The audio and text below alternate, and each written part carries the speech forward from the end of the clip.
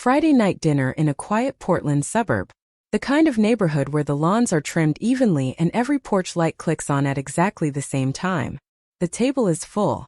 Plates clink. Someone's pouring wine. The air smells like roasted chicken and something sweet mom baked earlier. And then it happens. Your brother leans back in his chair, one arm draped lazily over the backrest, that familiar smirk spreading across his face. He doesn't even look directly at you at first. He says it casually like he's commenting on the weather. You? Own a house? You'll be renting forever. There's a half-second pause. Then laughter. Not explosive. Not cruel enough to call out.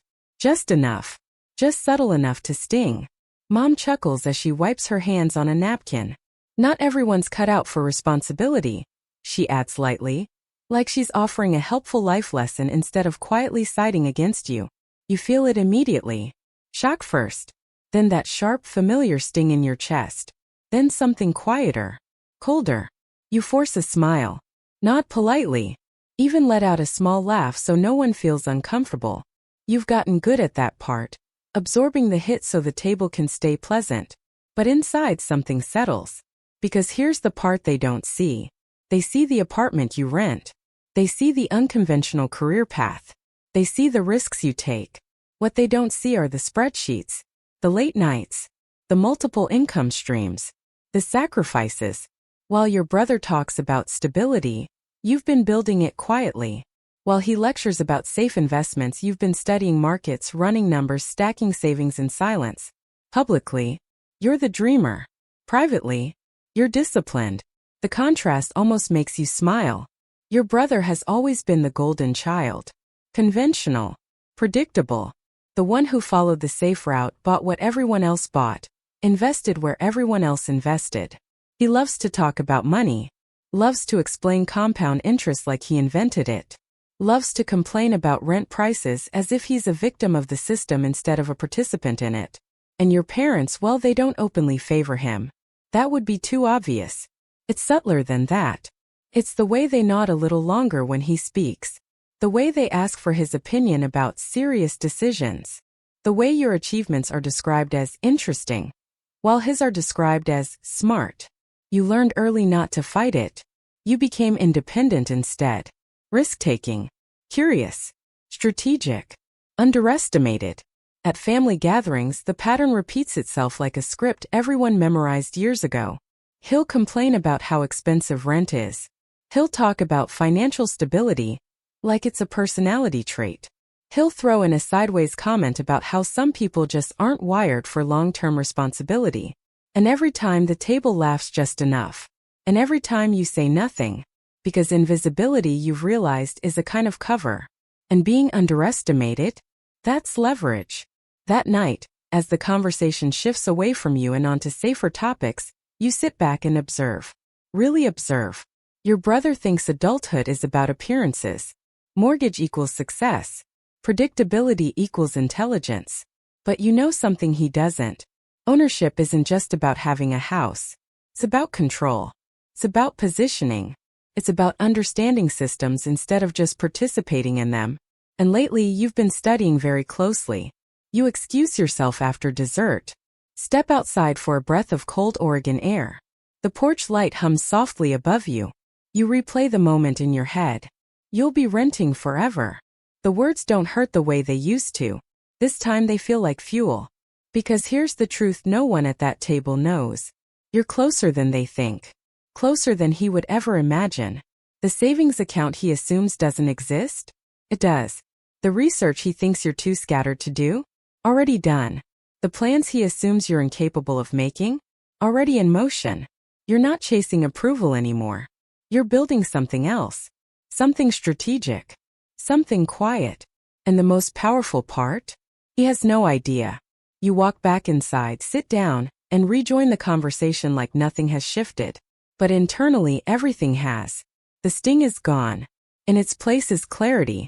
You don't need to argue. You don't need to defend yourself. You don't even need to correct him. Because soon reality will do that for you. As the night winds down and everyone gathers their coats, your brother gives you one last playful nudge. Hey, he says with that same grin.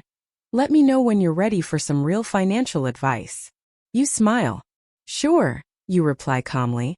I will. And as you drive home through the quiet Portland streets, one thought loops steadily in your mind. He thought I'd never own a home. He had no idea I was already planning to own his world. The house is quiet when the idea finds you. It's past midnight. The city outside your apartment window is dim and still. Portland wrapped in that soft, gray silence it does so well. Your laptop glows in front of you. Tabs open. Spreadsheets minimized. Real estate listings scrolling endlessly. This isn't unusual for you. Late nights have become your classroom. While other people unwind, you study. Markets. Mortgage rates. Distressed properties. Ownership structures. You're not dreaming. You're preparing. And then you see it. The address looks familiar at first, but you can't place it. You click. The photos load slowly. Brick exterior. 3 floors. Slightly outdated balconies. The parking lot with the faded white lines. Your stomach tightens. It's his building. Your brother's apartment complex. You sit back in your chair, staring at the screen a little longer than necessary. The listing details start filling in around the image. Owner financially strained. Adjustable rate mortgage. Balloon payment approaching. You lean forward again, this time reading carefully. The landlord is overleveraged. Interest rates have climbed. Maintenance complaints are piling up in public reviews. Tenants frustrated. Cash flow tightening. This isn't just a building. It's vulnerable. Your mind doesn't jump to revenge. It jumps to numbers. Purchase price versus remaining mortgage. Projected rental income. Cap rate. Risk exposure. You open a spreadsheet. Start calculating. Quietly. Methodically. The math is clean. Low risk. High upside. And something else. Leverage. You stop typing for a moment. Because now the thought arrives fully formed. If the mortgage changes hands, the rent payments redirect. Your brother's monthly lecture about throwing money away on rent suddenly feels different. Not personal. Strategic. You whisper it to yourself just to hear how it sounds. This isn't personal. It's just smart business. And it's true. If he's paying rent anyway, that money will go somewhere. Why shouldn't it go into a system you control? Your pulse stays steady. That's how you know this isn't emotional. It's calculated. You don't rush. The next week becomes research mode. You dig into public records, ownership history, loan structure, refinancing deadlines. You study the landlord's financial strain like it's a case study. There's a pressure point, and pressure creates opportunity. You reach out not as yourself. You form an LLC first. Clean name, neutral branding, registered properly. No shortcuts. No sloppy paperwork. If you're going to move correctly. You sit with the documents before submitting them, reading every line twice. You're not fueled by anger. You're fueled by precision. When the LLC is finalized, you feel a small shift inside you. This is real now. You contact the lender. Careful. Professional. Interested party. Negotiations aren't dramatic. They're practical. The lender wants stability. You're offering it. You don't talk about family. You don't talk about motives. You talk about numbers. Within weeks, the agreement is structured. Mortgage transfer finalized. Documents signed. Records logged. Anonymous. Clean. Legal. When the confirmation email arrives, you don't react immediately. You just stare at it. It's done. The building hasn't changed. The tenants haven't changed. Your brother hasn't changed. But the structure beneath him has. The next rent cycle hits. You log into the portal attached to the LLC account. Payment received. You lean back slowly. Calm. Deliberate. Controlled. There's no rush of adrenaline. No dramatic music playing in your head. Just a deep, steady sense of alignment. For years, you were positioned as the irresponsible one. The dreamer. The renter. Now, without a single announcement, you hold the mortgage on the building he lives in. And he has no idea. At the next family dinner, nothing looks different. Same table. Same plates. Same tone. He complains about rising rent again. Landlords are getting ridiculous, he says, shaking his head. They don't even improve the place. You sip your drink and listen. You don't interrupt. Because power you're learning is quiet. It doesn't need to announce itself. It just waits. Over the following weeks, you monitor everything. Maintenance requests, payment consistency, tenant communication. You don't interfere unnecessarily. You're not trying to punish anyone. This isn't sabotage. It's ownership. You begin improving small things the previous landlord ignored. Faster responses. Minor repairs approved. Systems tightened. Professional. Measured. Your brother notices the improvements casually. Management finally got their act together, he says one evening. You almost smile. Management did. He just doesn't know who that is. At night, when the apartment is silent again, you think about all the moments that led here. The subtle comparisons. The public jokes. The quiet dismissals. You don't feel angry about them anymore. You feel positioned. Invisible turned into advantage. Underestimated turned into leverage. You close your laptop after reviewing the latest payment report. He still believes he's in control. Still believes he understands money better than you. Still believes he's ahead. You rest your hands on the desk and let the realization settle fully.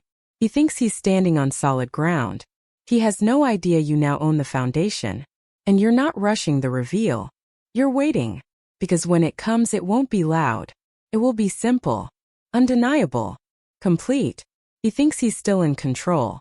You're just waiting for him to realize he's not. The next family dinner feels almost identical to the last one. Same house. Same polished dining table. Same low hum of casual conversation floating through the room. You take your seat, calm as ever, carrying something no one else at the table knows. Your brother is in a particularly confident mood tonight. He's halfway through his second glass of wine when he starts again. You know, he says, leaning back in his chair. At least I'm not throwing money into fake investments. There's a subtle pause after that. Not long. Just long enough for the comment to land where he intended it to. A few people glance in your direction. You don't react immediately. You take a slow sip of your drink. Let the silence stretch just slightly. Not awkward. Just deliberate. Then you look at him. Actually, you say evenly, almost conversationally, you kind of are. The room stills. Forks hover midair. Someone clears their throat softly. Your brother frowns, confused more than defensive. What's that supposed to mean? He asks, a half laugh already forming, as if he's certain this will be easy to dismiss. You set your glass down carefully. I bought the mortgage on your building. You say, tone light, almost casual. Technically, I'm your landlord now. He laughs. Not because it's funny, because he thinks it has to be a joke. Yeah, okay, he says, shaking his head. Good one. You don't smile. You just hold his gaze. The shift is subtle, but it's there. He senses it. Wait, he says, reaching for his phone. What are you talking about?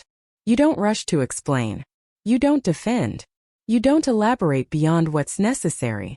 It was a distressed mortgage, you continue calmly. Adjustable rate. The lender was looking to offload it. I structured the purchase through an LLC. The words are simple. Clean. Easy to follow. He's already opening his rental portal. You can see the moment it hits him. His laughter fades first. Then the color drains slowly from his face. He scrolls. Refreshes.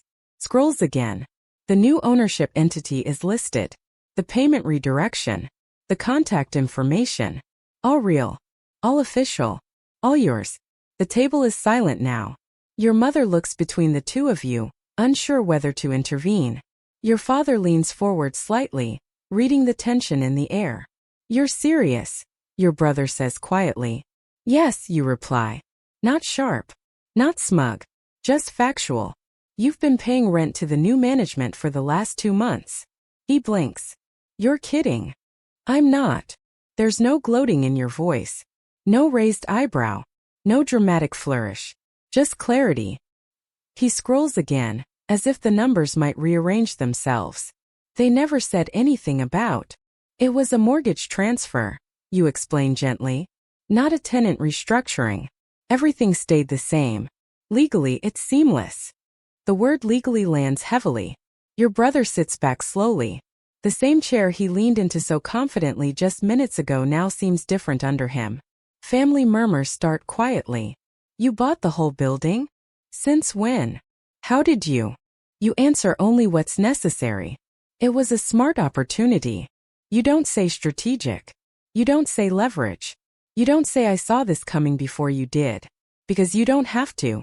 Your brother runs a hand through his hair, processing. So you're what?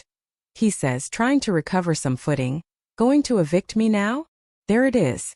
The assumption that this is about punishment. You shake your head slightly. No. Why would I? You let that breathe. It's an investment, you continue. You're a good tenant. You pay on time. The irony is gentle, not cruel. He exhales slowly, and for the first time in years he doesn't have a lecture ready. No speech about financial literacy. No smug comparison. Just silence. The power dynamic at the table has shifted and everyone feels it. But what surprises them most is your composure. You're not celebrating. You're not rubbing it in. You pick up your drink again and take another calm sip. The conversation eventually stumbles forward, awkward at first, then cautiously normal. But something fundamental has changed. Your brother doesn't interrupt you once for the rest of the night. When you speak, he listens. When someone asks about the market, he doesn't answer first. He glances at you, as if recalibrating, as if realizing that the version of you he's been narrating for years wasn't accurate. Dinner ends quietly. Coats are gathered. Goodbyes exchanged. As he walks past you toward the door, he pauses. You didn't have to do that. He says, not angry, just unsettled. I didn't do it to you, you reply evenly. I did it for me. That's the truth. And it lands differently. For the first time, he doesn't try to correct you. Doesn't try to advise you. Doesn't try to shrink you down into something manageable. He just nods. That night, driving home, you don't feel triumphant. You feel balanced. The shock. The embarrassment. The realization. You didn't force any of it. You simply revealed reality. And for the first time, he stopped lecturing you on adulthood. The shift doesn't explode. It spreads. Slow. Subtle. Inevitable. After that dinner, nothing looks dramatically different on the surface. The house is still the same. The family group chat still buzzes with random updates and holiday plans. Life continues. But underneath, everything has moved. Your brother knows now. And that knowledge sits with him. You can see it the next time you're in the same room. He's quieter. Not small, just aware. There's a new calculation behind his eyes. A recognition that the ground he thought was stable isn't entirely his. Your parents try to smooth it over. Well, your mom says a few days later over the phone, her tone carefully neutral, it's just business. Just business. You let that phrase settle. Yes, you reply calmly. It is. You don't elaborate. You don't defend your decision. You don't re-explain the numbers, the opportunity, the structure. There's nothing to justify. You made a legal investment. A smart one. If anything, you're surprised how quickly they want to minimize it now, after years of minimizing you. It's not personal, your dad adds. I know, you say. And you mean it. Because the truth is, it stopped being personal the moment you chose precision over emotion. Meanwhile, word spreads quietly. Not dramatically. Not like gossip. More like curiosity. Other tenants in the building notice the change in ownership through formal notices. A new management entity. Faster responses. Small improvements getting approved. Someone recognizes your last name. Wait. Isn't that his sister? Whispers drift through the neighborhood in soft, almost amused tones. No one confronts you directly, but the awareness is there. Your brother feels it too. At a small neighborhood barbecue a few weeks later, someone jokes lightly, so, should we start calling you the landlord's brother now? It's harmless, but it lands. You watch his reaction carefully. He forces a chuckle. Yeah, apparently, he says. Apparently. The word carries weight. For years, you were the one explained away. She's just trying things out. She's figuring it out. She's independent. Now the narrative is harder to shape. Because the facts are clean. You own the mortgage. He pays rent. You don't change his lease. You don't raise the rent out of spite. You don't insert yourself into his living situation unnecessarily. That's the part that unsettles him the most. You're not using the leverage aggressively. You're simply holding it. Quietly. Confidently. And that restraint speaks louder than any threat could. Family gatherings adjust too. There's a noticeable difference in tone. Your brother no longer opens conversations with financial advice. When money comes up, he chooses his words more carefully. Sometimes he even asks you what you think. The first time it happens, it's almost subtle enough to miss. "What's your take on interest rates right now?" he asks casually. Casually but directly. The table goes still for half a second. You answer evenly. Factually. No edge in your voice. You don't exaggerate. You don't remind him of the building. You don't need to. The authority has already shifted. Your parents begin asking more questions too. How did you even structure something like that? What made you spot the opportunity? Their curiosity feels different now. Less dismissive. More genuine. You answer calmly, explaining concepts simply, clearly. The same concepts you were once told you didn't understand well enough. You notice something else too.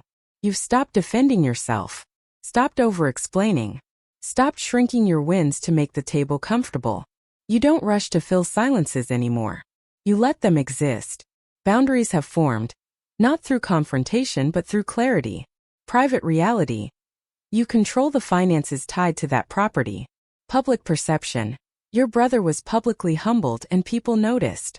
But what matters most isn't the embarrassment. It's the recalibration.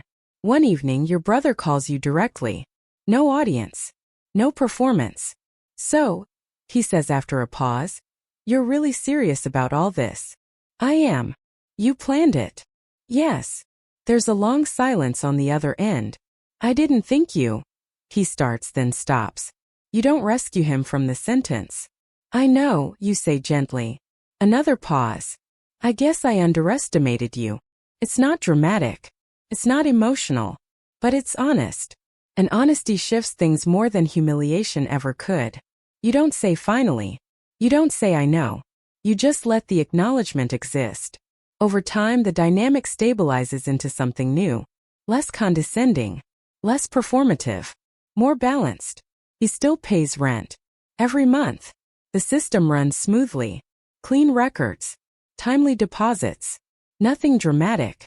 Nothing aggressive. Just structure. And that's the real victory. Not domination. Not revenge. Control.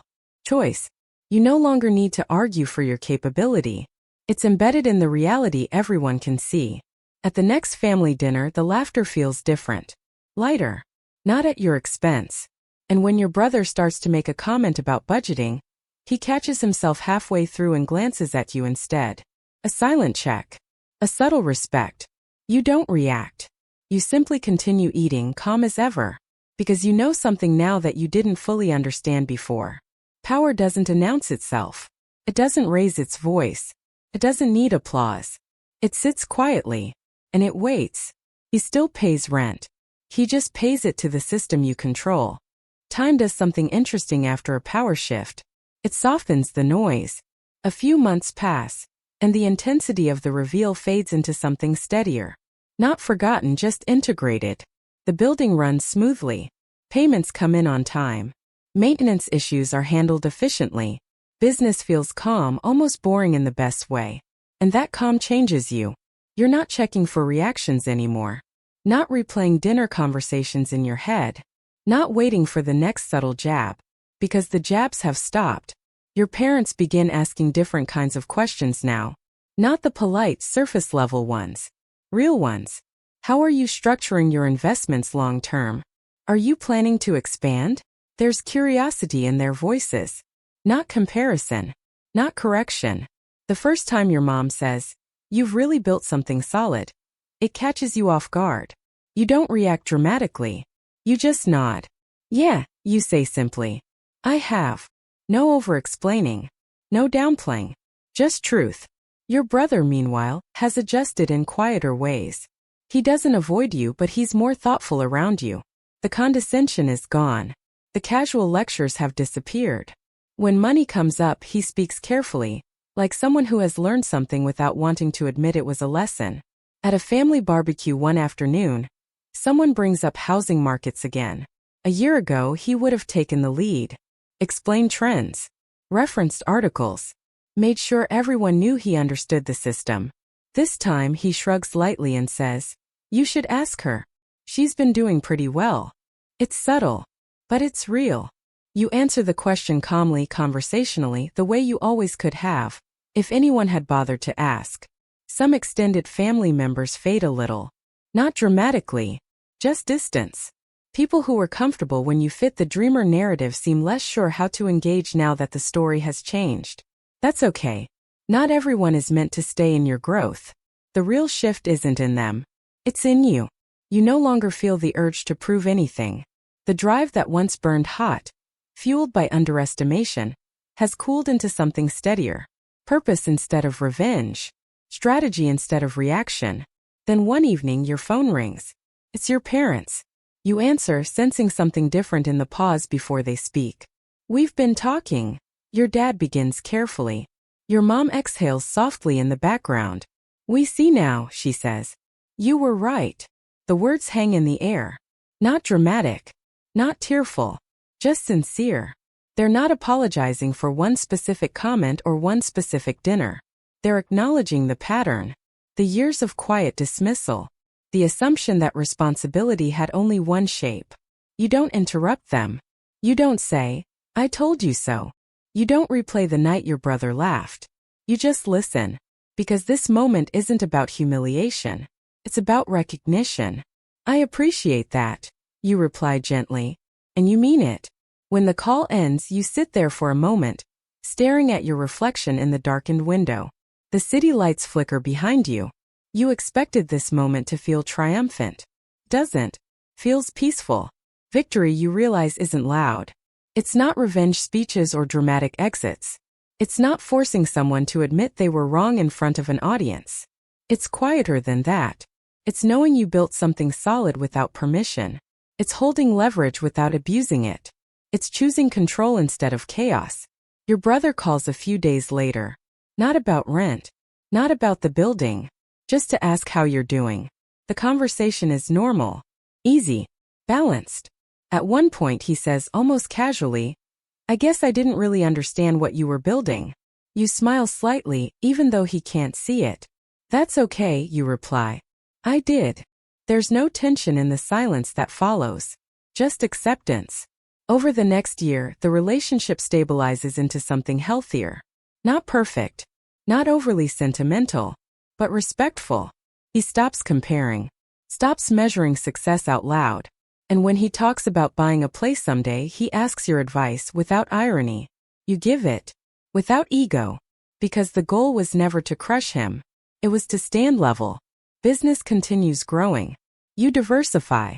Expand slowly. Carefully. Intentionally. You don't talk about it much at family gatherings. You don't need to. The energy has changed. And so have you. One evening, after reviewing another month of clean reports and steady returns, you close your laptop and sit back in your chair. The house is quiet. The same kind of quiet as the night this idea first found you. But you're different now. Back then, you were proving something. Now you're simply choosing. You think about that first dinner. The smirk. The laughter. The phrase that once stung. You'll be renting forever. You let the memory pass through you without heat. Because the truth is bigger than that now. You didn't just buy property. You bought position. You didn't just secure income. You secured control. And you never had to raise your voice to do it. You smile to yourself softly and let the final realization settle. I never bought a house. I bought leverage. Or maybe even simpler than that. He thought I'd never own a home. Now he pays to someone who does.